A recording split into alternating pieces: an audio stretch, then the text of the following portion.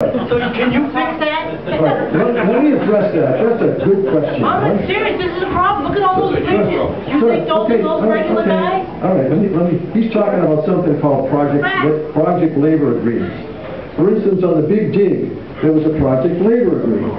Only organized labor could work on the Big Dig. All right. That's what he's talking about. Before I came over here tonight, I had occasion.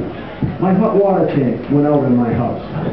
This fellow came over from National Grid, or their affiliate that fixes these things, and he saw the bumper sticker, Carbone, Attorney General.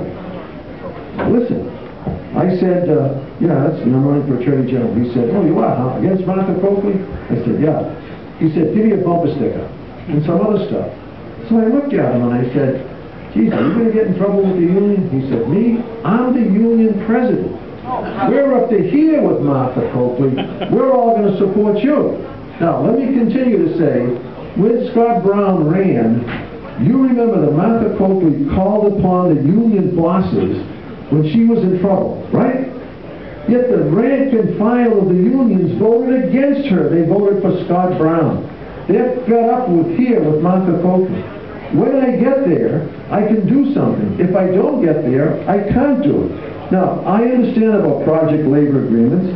I've railed against them. I understand about, if you want to talk about something called the prevailing wage, the Davis-Bacon Act, and all that kind of stuff, I know all about it. And I know about the Associated Builders and Contractors. As a matter of fact, a woman who's writing for the Portland, Oregon Sentinel, I think it was, she emailed me and she said, geez, we want to do a bio on you. You're going to be the only Attorney General in the country who's not only an engineer, but an attorney as well. So I'm aware of it. I can do something because you know what? I've been there. And I want to do it because I want to put people to work. It just kills me for a father or a mother who gets up in the morning, wants to go to work, and can't find a job. We have to change that. And the way Massachusetts is going, I don't want to get into what the governor is doing, all those candidates, they have their job to do.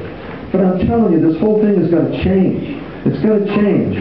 And as Attorney General, nobody's going to tell me what to do because the governor didn't appoint me.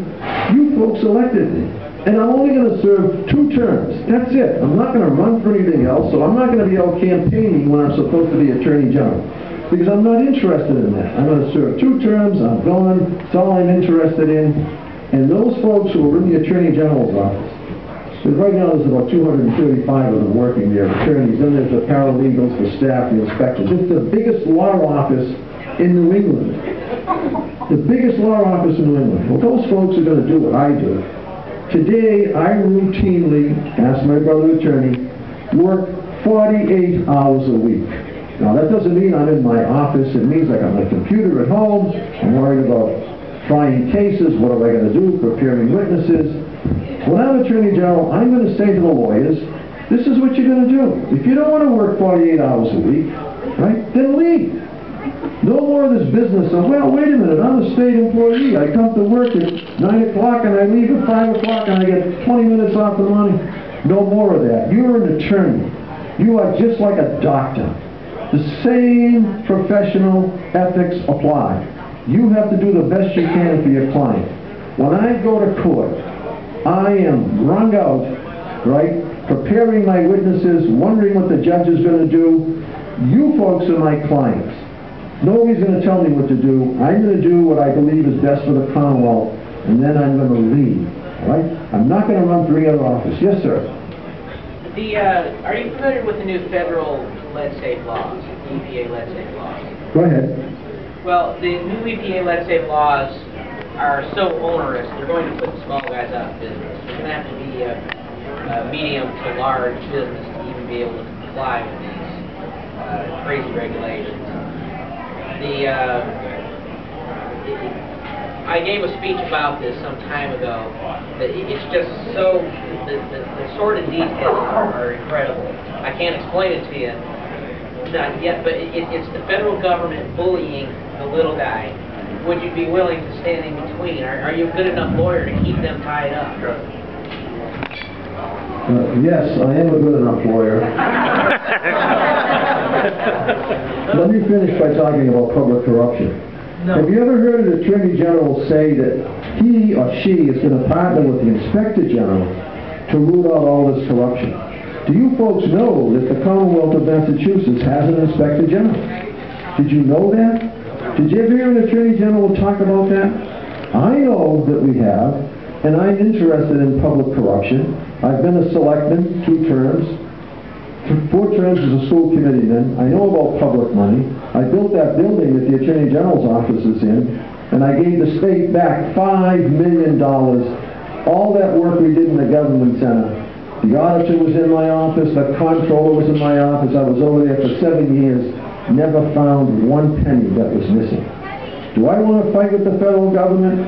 Make my day, all right? I would love it. And you know why?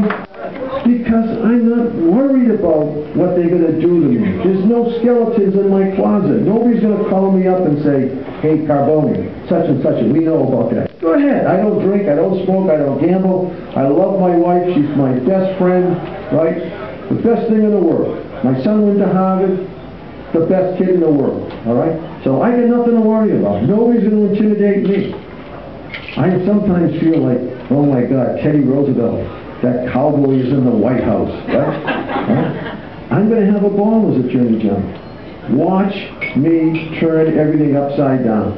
Watch it. Yes, sir. One more question. Tell me a little bit about the mechanics of the sticker campaign and how do we vote for you? Okay. This is how you vote for me. I have some stickers in my pocket, all right? If you go to my website, you will see that it's all explained in great detail, but I'm going to tell you what to do. If you don't have a sticker, you simply write Guy Carbone Belmont on the ballot. Now in Leominster, I think you have the ballot where you fill in the ovals. Mm-hmm. Is that right? Yeah. Leominster and Fitchburg. Okay. You simply write just Guy Carbone Belmont and fill in the oval. But you got to bring your own pen. You know why? Because the pen that they give you to fill in the oval is too broad. When you try to write Guy Carbone Belmont, you're not going to be able to write it. Now don't let anybody tell you that you got to put the address down. You don't. It's a 1926 case. I don't want to get into it. But as long as the people who count the ballots can discern the reasonable intent of the voter, the vote counts. So if you don't have a sticker, go down and pick up a Republican ballot, whether you're a Republican or an independent, pick up the ballot, simply write Guy Carbone Belmont, fill in the oval, turn it in, you have voted for me. And I don't know whether you know it or not, if you're an independent, when you vote now, you immediately, after you vote, you go back to being an independent or unenrolled. In the old days, you had to fill in a card, but now you just go back.